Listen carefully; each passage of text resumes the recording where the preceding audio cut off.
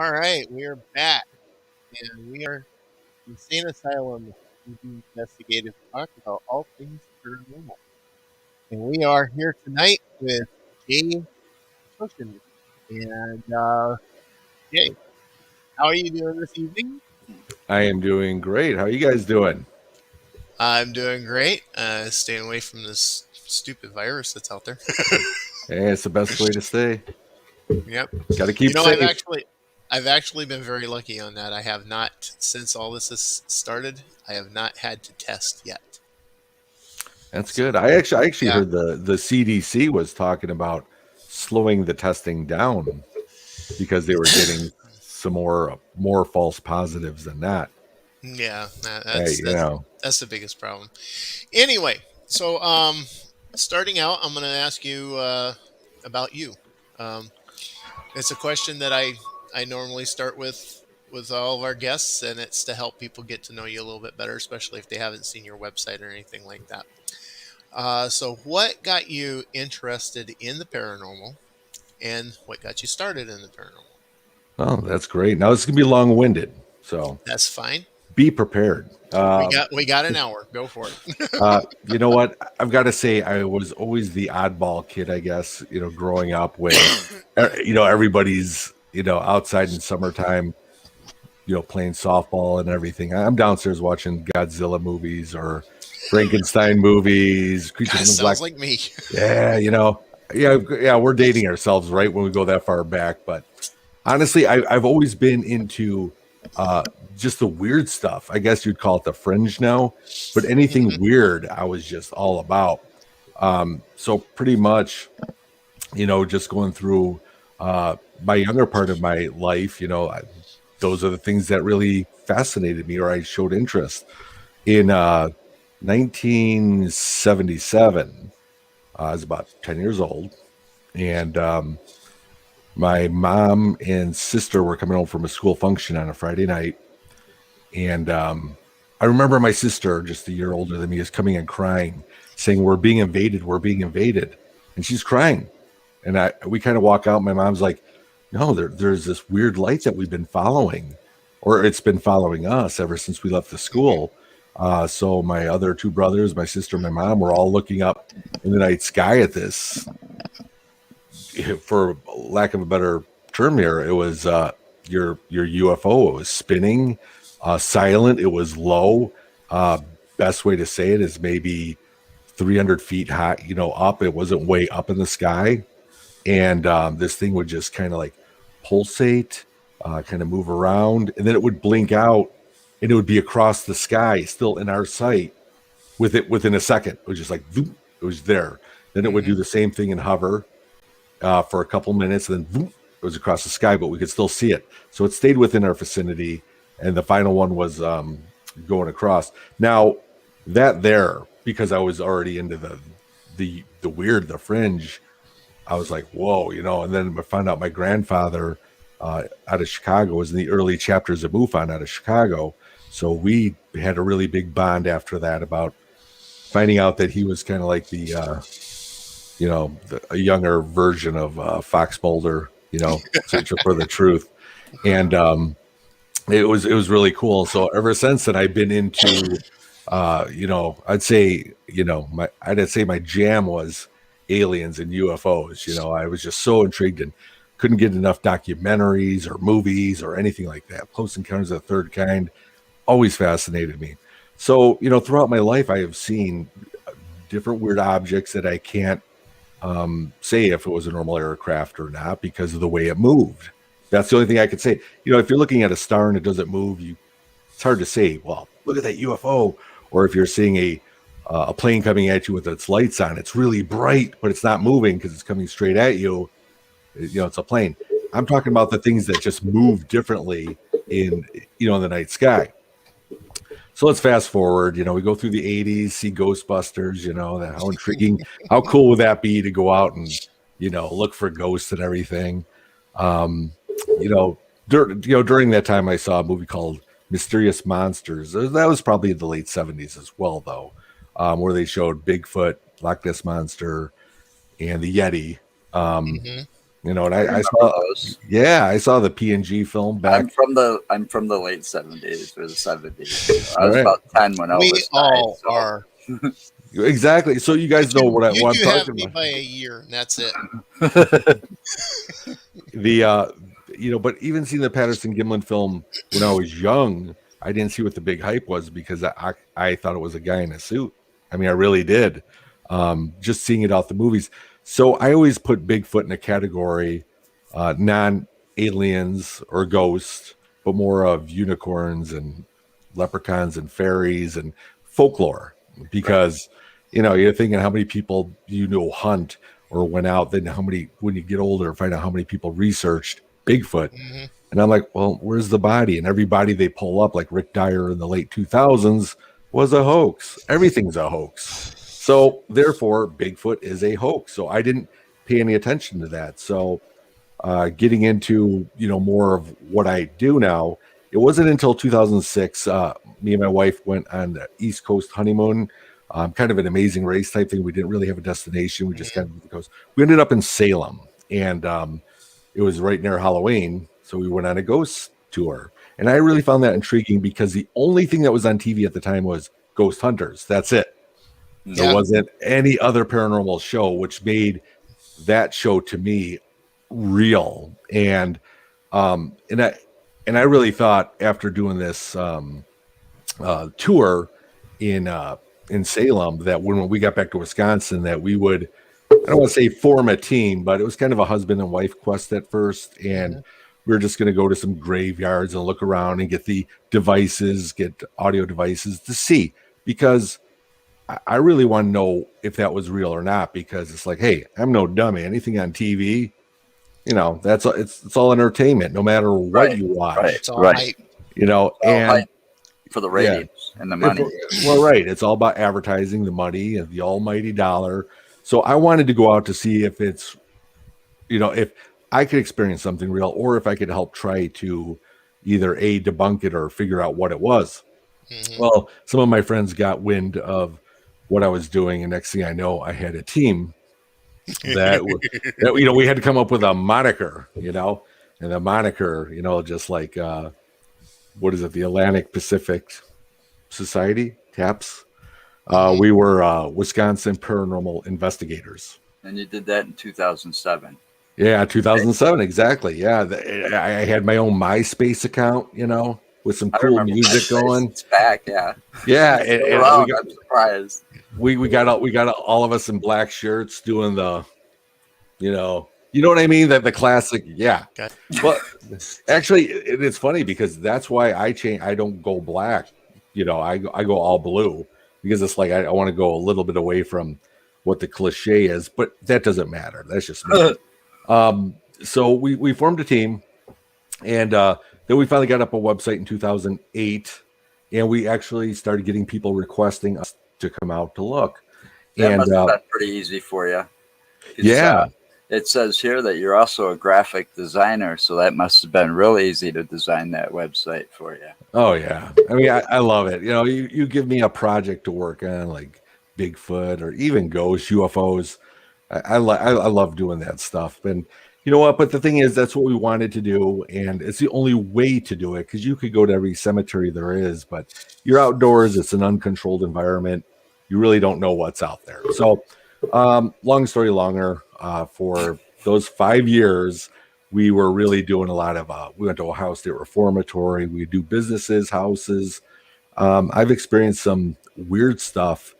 Don't know what yet, but the classic, and this was in a residence in Rockton, Illinois, in a basement. You know, you think, you know, your mom's basement. You're down there at 3 in the morning, and at that time, you're just like, all right, give me another amp, or you know, something to keep me awake.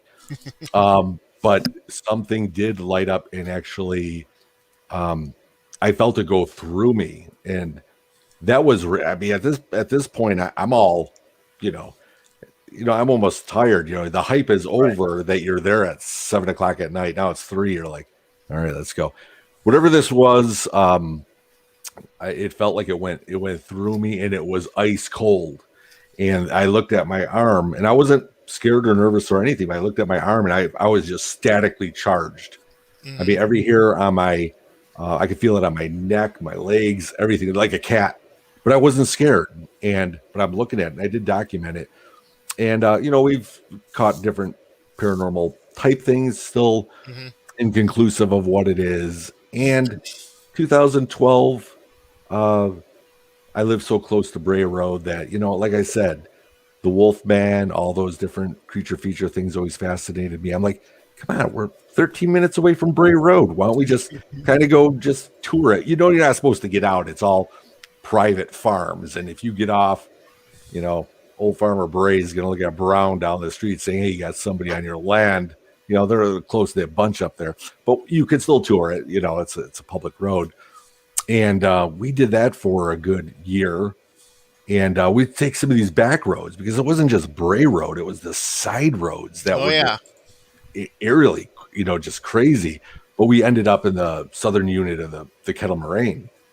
And that's when we started just kind of driving about. And we got off in October.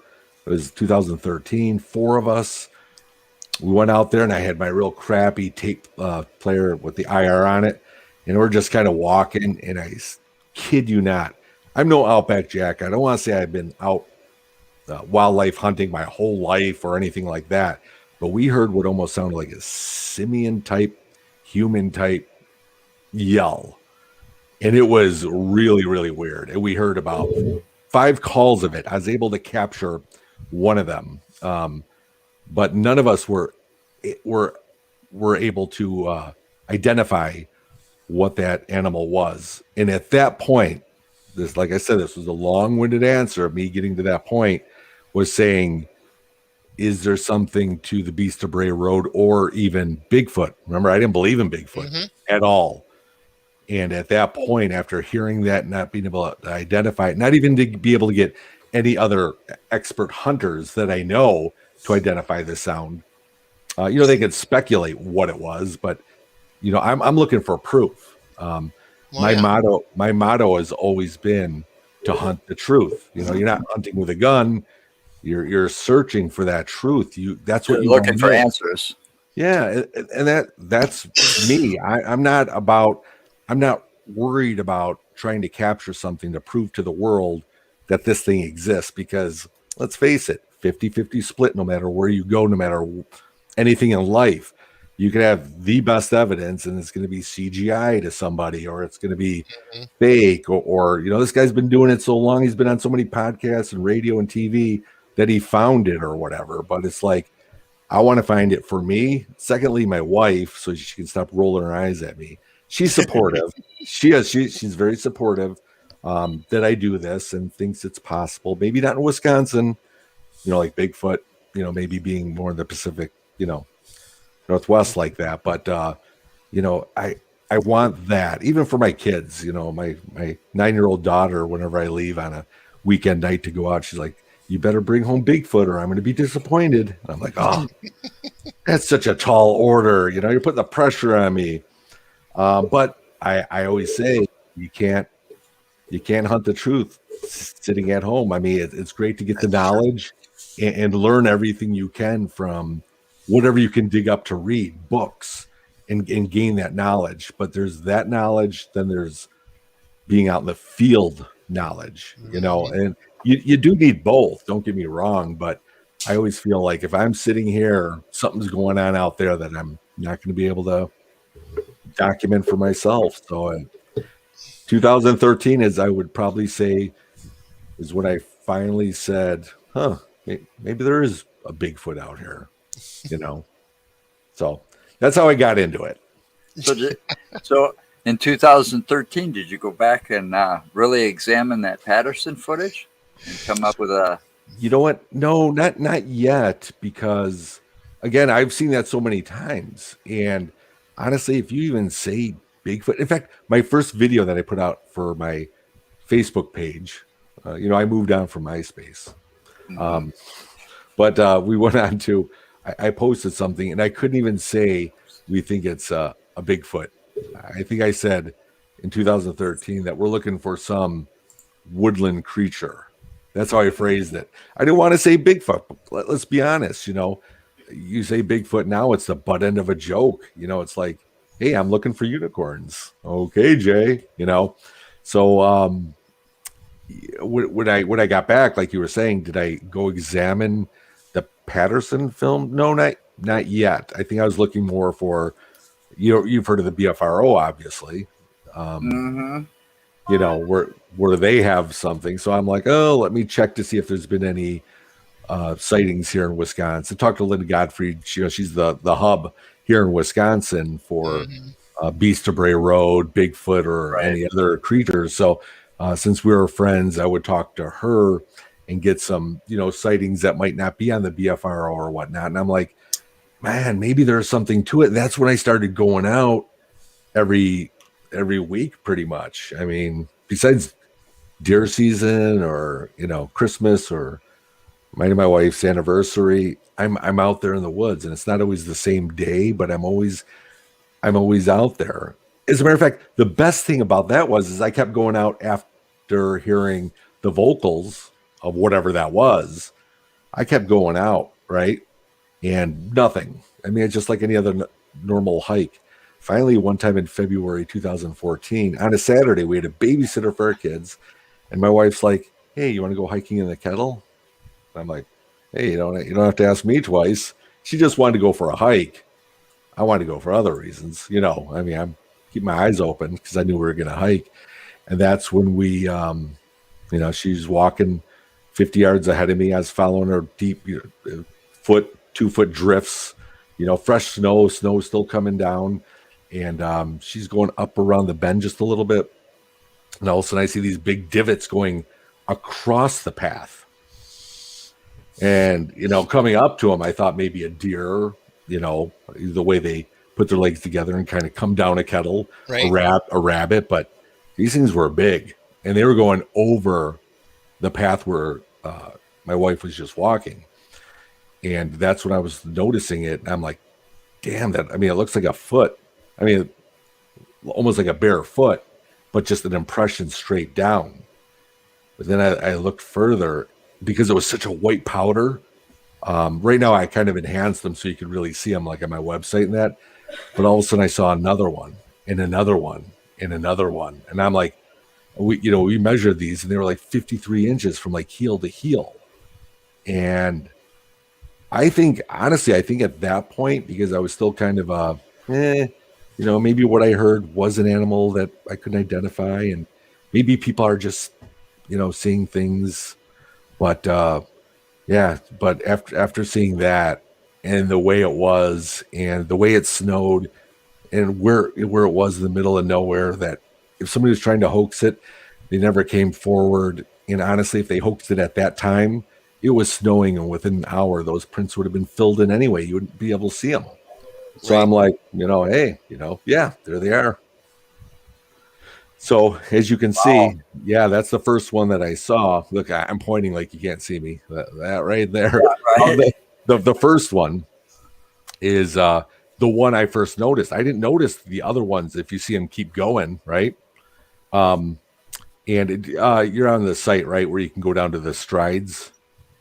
I think it might be the next one over, the next slide over. No, there you go. Up there it is.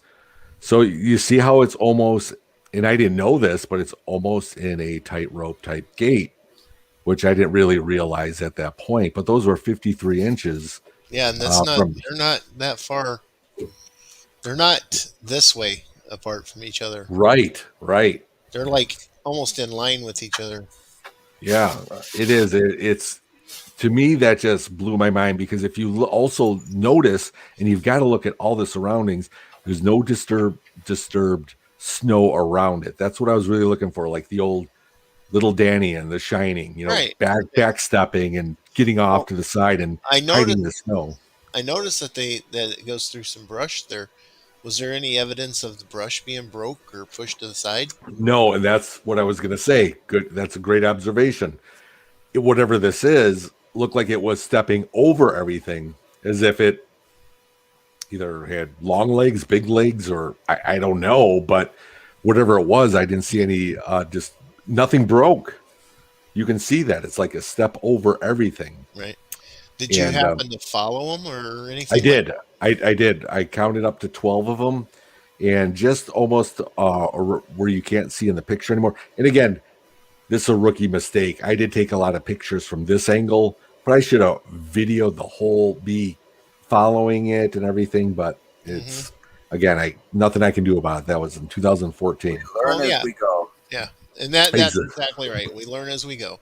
You learn it, yeah, exactly. And so the last one I came up to was kind of a fallen down oak with some snow on top of it, and it looked like it was disturbed. So I couldn't tell if it was the front part of toes or the heel, but whatever it is, that was it. And it was not really in a big clearing, but the closest tree would have been about 20 feet, 15, 20 feet away. And so I'm thinking either A, this thing jumped that far, which I'm still thinking, wow, that would be an amazing feat. But again, what do Wow. I know? I don't know anything about Bigfoot. You're Uh, measuring these out at 53 inches from each other for the stride. right. What I mean, and you're looking at what you're just saying about jumping. If it's got a stride of 53 inches, Of a that's walk. yeah, That's and a of tall course that's a person. walk. That's a walk though. Yeah. So what's getting me on this is you've got this evidence here. You're measuring these out at 53 Right. from each other, and there's no evidence of broken brush on the ground from it or pushed aside. No, I didn't see any of And that. this is a walking stride, not a running stride. Right. Was there any? Did you notice any broken branches or anything on the upper part of it? No, and that's again being new into it, not thinking that, wow, if this was a Bigfoot, do they use the trees? I didn't even think about that. In fact, I thought Bigfoot always just stood bipedally. They never went on all fours. So much I have learned since this photo that you're looking at right now. Hmm. I was looking more for anything on the bottom, anything that was broken on the Right. bottom. And A long time to learn, 7 years. Well, yeah, you were doing exactly what most everybody would do. Is once you find something, your attention is focused on your evidential find at the point that you find it. You're not actually thinking outside the box at that point, especially if you haven't done it very long. right. Oh yeah. So for investigators like us, the ones that do wind up going out there and have been doing this for a bit, we've actually learned over the years that if you find um, an evidence on the ground like that, you always want to look in all directions, 360 degrees, and four dimensional. You always want to make sure you look up, look to the side, look Always. everywhere. It's And funny because that's what I do now. Is if I'm out there with my therm, I'm actually looking up in trees. I'm well, looking yeah, everywhere. especially I mean, if this thing's actually touching the tree, or if it's brushing up against the tree, it could actually have enough body heat transfer to change the temperature on that tree, depending on the time that you went through. Exactly, and that's the other thing is being able to learn your thermal reads as you're out there, Hmm. whatever season you're out there, because Hmm. it's it's one of these things that when I did finally start recording the prints, those prints that you saw, I wasn't doing it for a documentary or anything. It was just for documenting sake. Is when I started hearing the tree knocks behind me. I'm like, weird, because this was off the beaten path. This was in a kettle, and I'm thinking, wait, what am I looking at now? I'm seeing big prints, and now I'm hearing knocks. Finding Bigfoot talks about knocks, but these were like taps of a Morse code, or I don't know. It was really weird. And then I'm sitting there with my iPhone 4, just like recording out there, but I'm looking with my eyes. I'm like, the sound is right there. I'm visually looking at where it's coming from, and I can't see it. And that's when my wife came back and I showed her the video and the prints. And when I showed her the video, her eyes got as big as saucers because, she thought I was doing it. I was just out of reach of her, and she thought I was like calling Bigfoot. hitting the tree. And I'm like, no. Look, I was recording it. So we actually went up the path of where I'm hearing the knocks, and we get up there. Do you still have that website up to show the tree? Because this is all kind of within the same. You won't be able to hear the wood knocks on my website, but No, which tree? There's The one that's got the rock sitting on it. no, there's one that's broke, and I'm kind of standing in front of it, looking at it, kind of in amazement. It might be in there, yeah. Some in the earlier. That's it. Okay. Yes, that's a fresh break too, by the way. Yes, and here's the thing. So is the next one. Yeah, Well, the reason I say that, you could tell it's a fresher break because of the fact that the wood inside is still the more whitish color to it. It doesn't have the aging that would happen once it's exposed to the atmosphere. Yep, that's correct. And that's when I was really dumbfounded with this, because there were a lot taller trees, so that ruled out wind for me. And I do really investigate the bottom part of the tree to see if it was too heavy snow coverage.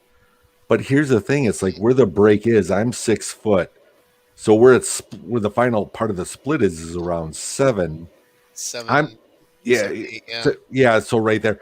But to be able to break that using the physics is, you would think a really big fat bear climbed up there because he was scared, and instead of pulling it down like in the cartoons where it snaps back up, it just snapped. It was like something super heavy either got to the top of the tree and smashed it, or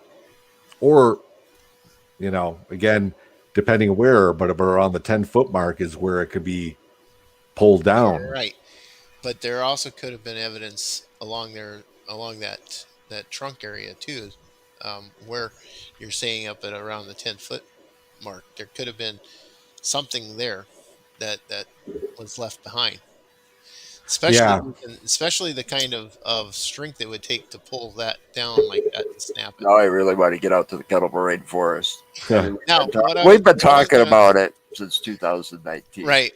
But what I was going to show you, Jay, is you were talking about with I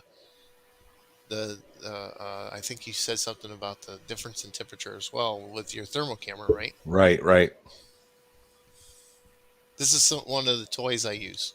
Nice. It's a laser thermometer.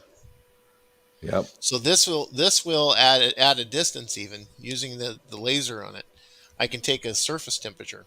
Right.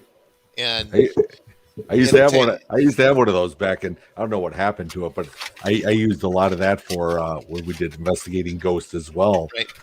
which is perfect to do. Yeah, using this in conjunction with your thermal camera can actually help you with figuring out what your ambient temperature is supposed to be. Yes, and that's right now. My device will actually show me what the degrees is of what I'm looking at, if it's a subject or not, or if it's just the outer, the outer ambient part of the weather just being out there. So those are really important, because the Kettle Moraine isn't, people think it's just all, Bigfoot, and that's it, which is still kind of crazy in itself. There's a lot of weirdness. There's a lot out there. Well, that I hear, but when you go out into the woods here in Wisconsin, you also got to be weary of our native wildlife that is here for sure. Not weird. Like you got to be aware of it. Well, still, I understand where you're. A lot of them are predators, because you've got the mountain lion or cougar, whichever you want to call it. Oh yeah. Yeah, you've got black bear. We've got wolves. We've got coyotes. Oh yeah. I always say, and that's just it. There's bobcats, and there's another feline. I can't think of what it's smaller. I think it's lynx, bobcat, and lynx, or another one that's native to this. Yeah, and the thing is, we have found actually, Linda and I and Sanjay Singhal found some really nice feline tracks. Definitely, we're thinking cougar more so than bobcat. But the thing is, we know they're out there. We've actually, if you watch TV and watch people's trail cams, to say, yeah, there's no cougars, in Wisconsin. They're out there. Oh, yeah. Bull crap. Well, that's exactly right. All right. Here's another thing. I I don't would call understand bull why on that people. day in and day out. By the way, Right. All right. You know Linda Godfrey, obviously. Yeah. Her son's Nate Godfrey. Yep.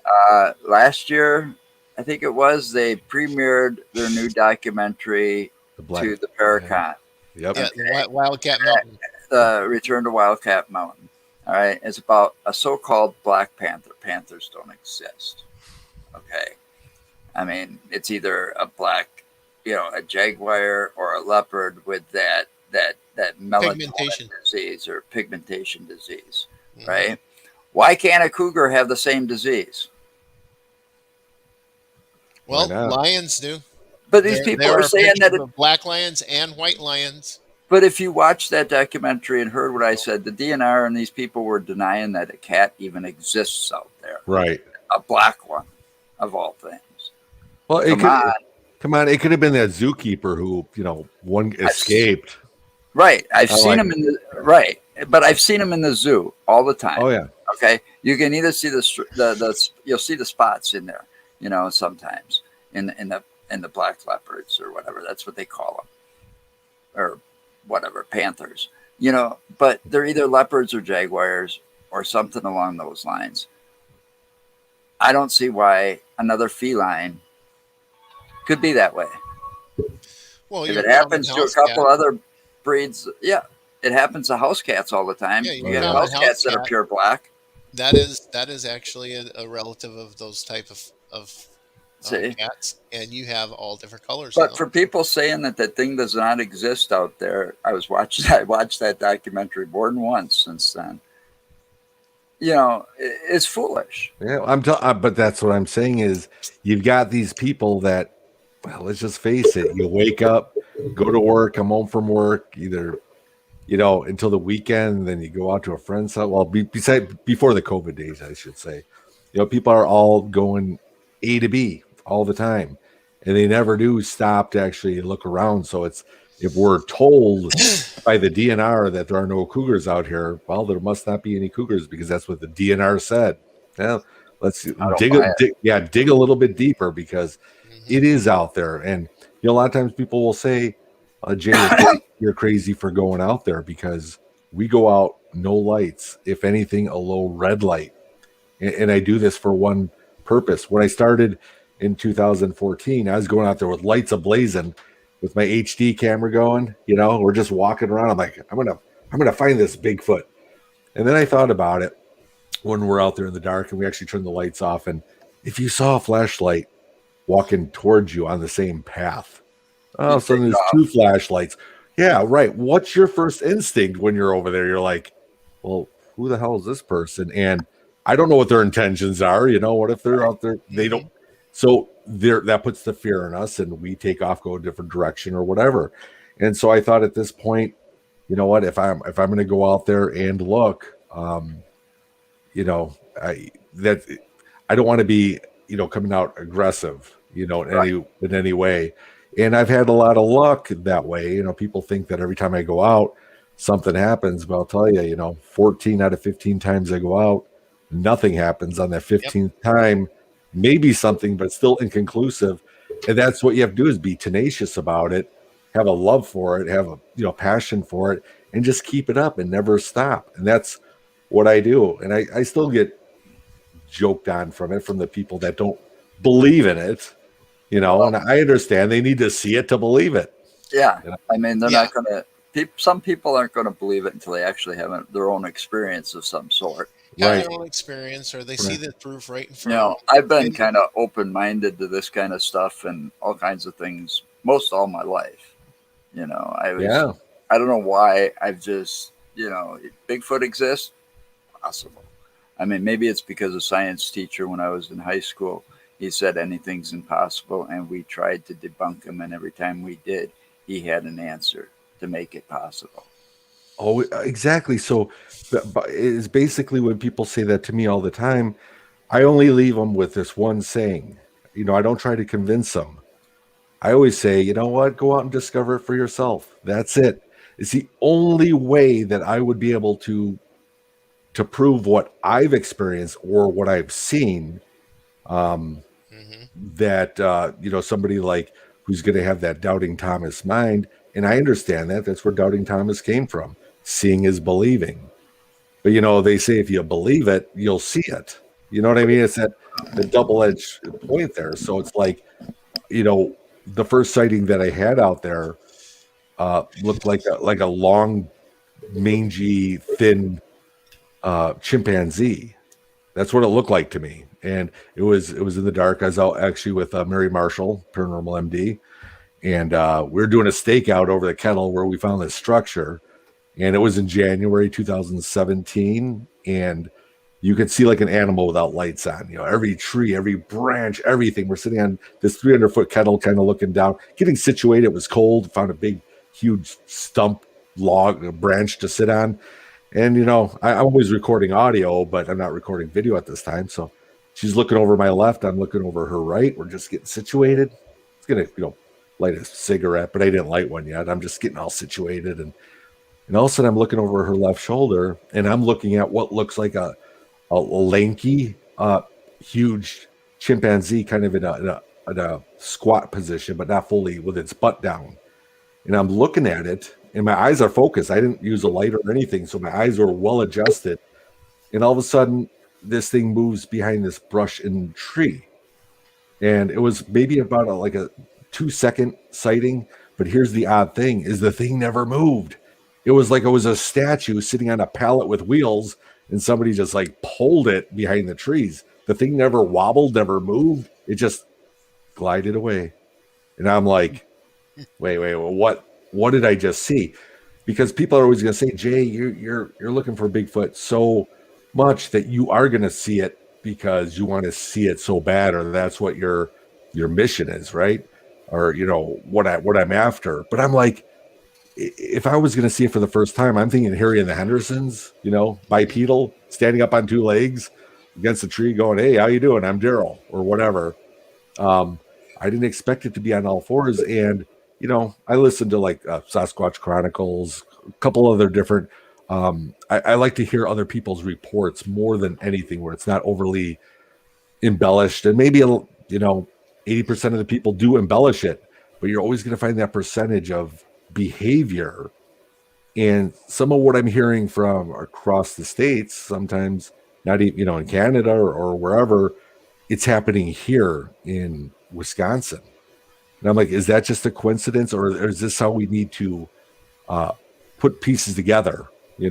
Well, there's a lot of credible witnesses out there, because a lot of these witnesses, especially in Wisconsin and some of these other areas like Minnesota that I've seen, are avid hunters. So they know what's out there. When they're out there and they're out there hunting, they know if it's a deer from a long ways away. Right. Yep. That's how come in my documentary I had Mike Mitten. He's Brotherhood of the Bow. He hunts everywhere. He goes on solo hunts for moose. Up in Alaska for 3 weeks solo by himself. It's crazy. But I do like to listen to lifetime hunters as well, because it's not all about me trying to prove the species exists. I believe it does. In a court of law, with the footprints, the sounds, the things that I have seen would prove that at least something there exists. And when I saw that mangy, chimpanzee type thing, I'm like, that's got to be. It didn't look like Patty, it didn't look like Harry and the Hendersons, but it was definitely human shaped, humanoid. Who knows? It could have been a gray alien for all I know, floating about. But this is in the area where I've had a lot of Bigfoot behavior. And the best thing about it is I bring so many different people out there that it's not just Jay saying this. This is other people seeing it. We all have that suggestive thought if you go on a ghost investigation or go look for Bigfoot or whatever. Mm-hmm. You already have that. It's already in your head that you might see it. So when you hear a squirrel, break a tree, or or crack it, that's a Bigfoot, or in a house if the you see that stuff on TV a lot. Oh, it's a Bigfoot. It's a Bigfoot. It's a Bigfoot. And that's what I tell people. It's like, no, not a Bigfoot behind every tree. I mean, if it was, I mean, that'd be fascinating more than anything. But but the thing Maybe a is, little scary too, but If it was, we'd finally have a body. well, exactly. Or, but even getting to that, it's like people always ask me, it's like, all right, Jay, I've seen your documentary.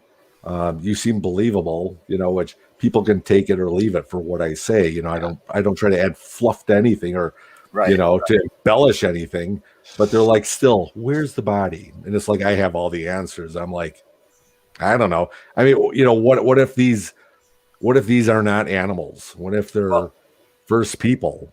Not aliens, not extraterrestrials, but biblically, talking in the Bible, in the beginning, people used to live to be 1,000 years old. What if, you've heard of Nephilim and everything that could associate with that? What if Nephilim these? are supposedly the fallen angels. Right? Yes. And what if you want to keep an open mind about it, what if they are half human, half, I mean, I want to say half fallen angel, but whatever they are, they've got a supernatural ability to them. I don't want to say paranormal, the whole woo, with the Bigfoot. People are like, no, it's a flesh and blood animal. Well, it very well could be, but like Mark was just saying, where's the body then? If it's just an animal. And I really do. Possible. But I think like an animal, let's say a cougar out in the kettle, a hungry one or a hungry wolf, right? If he was hungry and I was there, would he hesitate to try to take me out, right? No. If he was hungry. Probably not. Actually, that would depend. Because are you bigger? Because right. Because a predator normally will not go after prey that looks bigger than they are. Right. Well, there's an exception though. Or he mentioned a cat.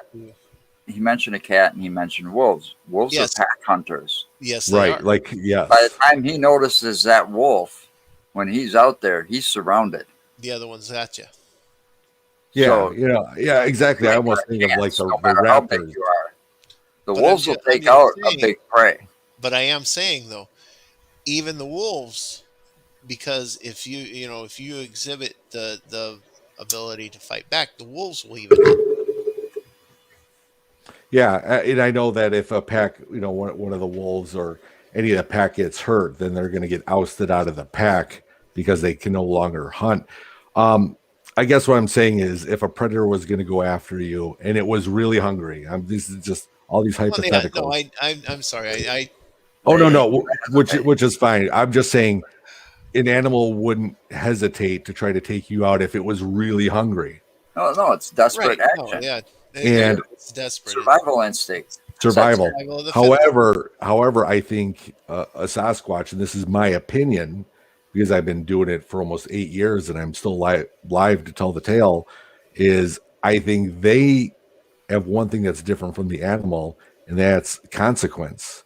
I really do believe that if a Sasquatch would try to take you out, people are going to start looking and they're going to start sniffing around the area even more.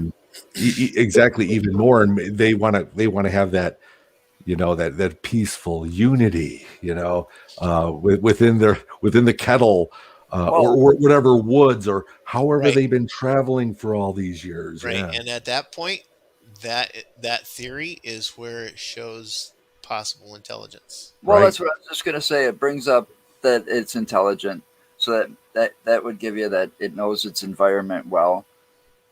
You're not food to it.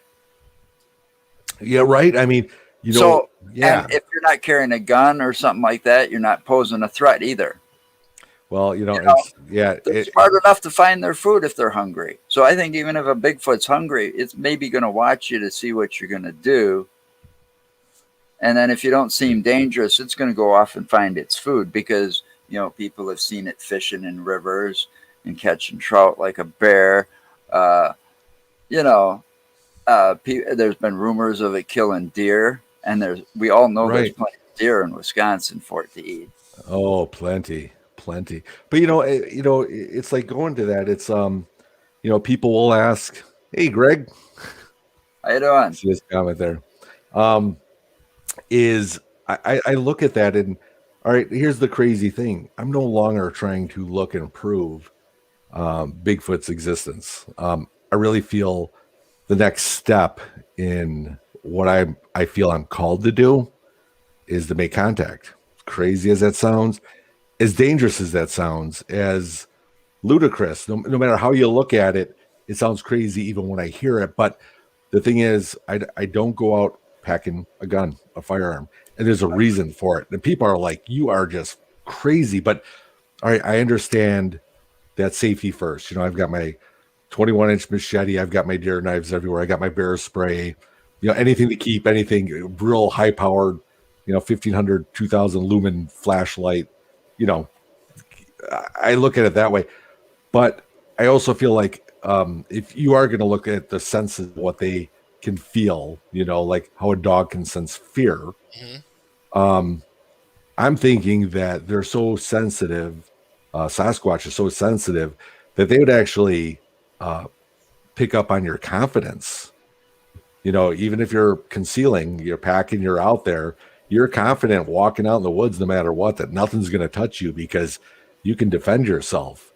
And I want that opposite. I want that, that therefore I would think they would stay further away, knowing that you are opposable threat. Let's just stay away from them. I want to bring them in, so I'm out there with my hands free.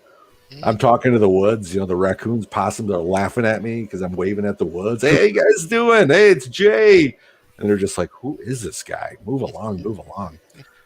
But the thing is, you don't know. And I've been doing these same techniques probably since 2015 when I lost my production studio all in one handheld walking out there. I'm like, I'm never going to find anything. Everything's going to be like 2 miles away by the time I get to it. But ever since then, so it's been almost 6 years that I've been doing the same technique now. And if they're there, it would show effect. But you can't say when you walk out there that they're always out there. No. You know, yeah, it's crazy. It's I get excited about doing this because I do a certain hand signal when I'm out there, Mhm. and honestly, if I make first contact, well, first I'd have to. I do bring an extra pair of underwear in my backpack. And it's no joke because I know what I would do if I came across something that towering and that menacing. But after that, um, I would think it would be really cool is if I got the same hand signal back. Yeah. I'd be like right there, whether they can speak or whatever. It's that next step I believe in. I hate the term research or researcher. I guess I'm an avid hiker that has an avid interest in something that may be out there. You know what I mean? That's how I Mhm. like to approach it because people say, do you set up trail cams? Do you set up bait? Do you do this? Do you do that? I have in the past. It wasn't successful. It doesn't mean it won't work again. Maybe I was just in the wrong place at the wrong time. But I'm Right. like, the very last opportunity, which was 3 months ago, I brought my trail cam out and I haven't brought it out like in about 2 years. Prior to that, I was out there all the time, putting it everywhere. This time I had it in my backpack and I was about to put it up, but I didn't take it out of my backpack and I felt it was weird. And this is going to sound weird, but I didn't put it up because I felt like I'd be like putting a camera up for a person in my house. You know what I mean? Like they trust me, right? My people in my house, and I'm going to put a camera up there so we can watch everybody. You know what I mean? I don't know if that makes any sense, but No, it does. I kind of felt weird about doing it and I didn't do it. So I don't know what You've that been means. basically you've been doing this long enough that you feel like maybe there's a connection if with Sasquatch if he's there, and you feel that if you were putting up that camera at that point, you were invading his privacy or her Right. privacy. Yep. I do. Yeah, It's it I know where you're going with that. I you know sounds crazy. I hear myself and I can I usually don't watch myself back on some of these because it's hard to watch myself I talk understand that. where I'm like, "Argh." But that's just it. It's like I know how crazy as it sounds, but you know what? I mean, there could be worse things. There could be worse things. I could be looking for unicorns. So Hey, you know what? I'm gonna say this real quick here. All myths and legends are based in some truths. So Yep.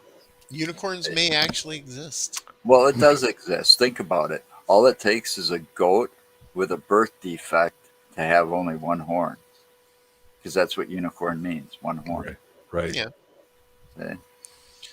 but the And it doesn't necessarily have to be a horse. legendary I know, legendary but unicorn is a maybe, horse maybe the legend with was a based on a horn goat, out of its forehead. and over time it turned into a horse. See? I see. And it's possible, but I'm just saying, even the little people. I've heard of little Leprechauns? people. I've heard of Oh, Hunchyville. no. We're talking 6-inch people in the kettle moraine. Oh, gnomes. I mean, honestly, I don't know what I would be more Yeah, scared like of. Joe If just seeing said, probably gnomes. yeah, Gnomes. would you be scared of seeing a Bigfoot, something 9 foot menacing, or seeing these like little people walk up to your feet like Gulliver's Travels? That's creepy. I don't know. I don't know which one would be worse. I might need a pair of underwear for both. I know, right? Also, you look down and you got like a couple hikers climbing on your pant leg. Oh. Climbing up the mountain. I know exactly. Yodeling. Kind of like The Price is Right. With little toothpick like swords poking at you. I know, but I'm just saying it's we experience some very unique lights out there, orbs, different colors. I was out there. Karen and I were out there a couple. No, it's probably November, and we're looking. And I know where I'm at, where any cars would be, or if you're down in a kettle, you're looking above, and you're looking at the top of the hill, but you're looking at the horizon. So it could be a plane that looks like it's in the trees. I know where all these places are. I see this white orb from my right to my left, just zip maybe about 20 yards, and then just stop, and then disappear. And I look again, and it does it right back, the same spot. And you can't move that way. I don't care if it's a bike or whatever. You can't move that way in the woods, which was really unique. Well, when I was telling Karen it was right over here, I'm wearing a baseball cap when I'm out there. Mm-hmm. And I'm showing her. She's like, right here, we're looking right there. We don't see anything. But what we failed to say when it did happen, after she couldn't find it, I'm like, hey, just like a minute ago, was there a flash right above your head? She goes, yeah. What was that? It was right above her head. Now you could say if there was lightning, it would be lightning. A flash would be everywhere, just even for a second. This was centralized right over the brim of my hat. Nowhere else. So I saw it right over my hat, right onto like my equipment that I was holding. I have no idea what it was. I almost felt like it was something was above us taking a picture. It's creepy. I have no idea what some of that phenomenon is out there. And I don't know if they're all related. I never put ghosts in a box, UFOs in a box, Bigfoot in a box. Whatever it is, this is one big box. And it's weird. Thus, weird Wisconsin. Maybe it's fairies. I know, right? All of a sudden I look and I'm like, hey, you're not supposed to be here. Tinkerbell. For Wisconsin being so weird, that wouldn't be the first time that story comes up with like gnomes and fairies, because there is a famous location on the, what would that be, the west side of the state over there. It's in kind of Devil's Punch Bowl. Yeah, Devil's Punch Bowl. It's kind of central west. Yep. Yeah.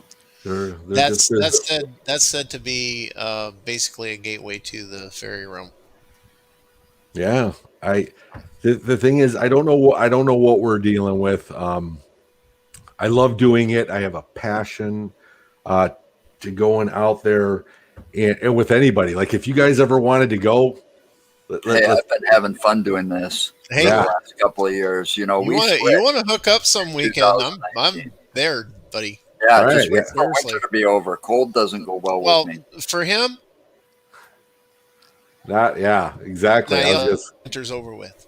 For me, it doesn't matter. I'll go anytime.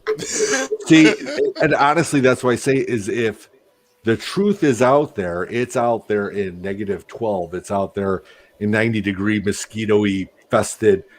It's always out there. And Hmm. I feel like I'll be out there any season. You know what I mean? And Well, that's what I do is I missed like 3 Wisconsin winters in a row, and yeah, I don't take no chances no more. I hibernate in the wintertime. Yeah, And that I had cancer in '95, Mm. so I spent yeah. 2.5, 3 years in the UW hospital, Madison. So And the fighting cold for doesn't my agree life. with him after that. After that, So, and the cold hasn't agreed with me since. Yeah. Well, I'll tell you what, if you were to say, let's go to the kettle and we all have to eat cottage cheese, I'd feel the same way you do because I can't stand cottage cheese. what's See, wrong with cottage cheese? I I don't don't know. blame you. I don't. It's great. It's great on top of fruit. You Yeah. know, it's It's just. it's the texture, the little I'll tell you gum. what. Ah, Cottage cheese is just like George Carlin said, man. It just doesn't look right. it doesn't. It Yeah. looks like something. It's like yogurt. I mean, yogurt doesn't sound right or look right. It's like something somebody ate and regurgitated. I like that. Oh man. But no, but what I'm saying, and I agree with you Oh there, man, Joe, I is don't know that about you it's guys. I'm just saying, Joe, if people have a hard time going in certain temperatures or whatnot, that's all good. And that's what I look for is I'm usually looking for those people that are like, I don't care, what the weather is, or, if they can go when it's nicer weather, they can. That's great. But it's like, I'll go out anytime. You never have I'm ready to go. Everything's packed in my car always. Because I'm always Yeah. thinking, I always have a dash cam going 24/7. I'm Cool. crazy.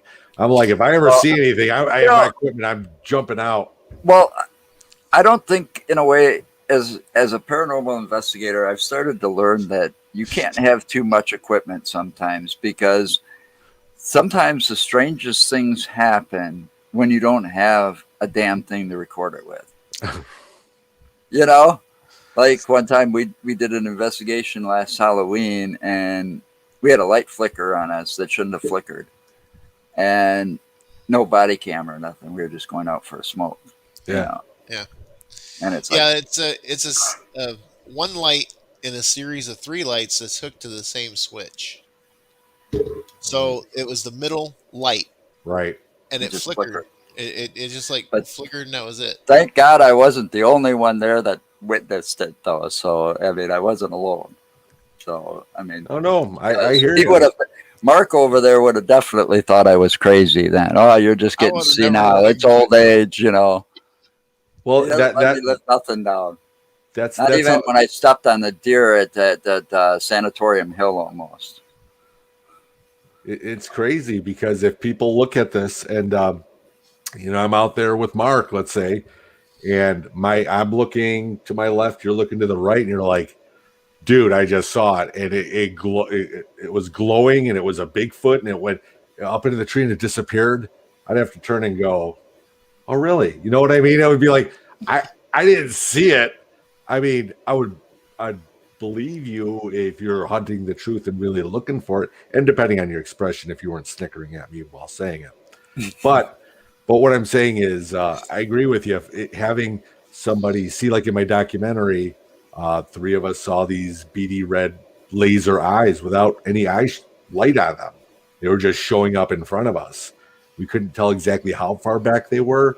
And when we did the going back the next day, figuring where they would be, they were right at about 9 foot, which is crazy. You know what I mean?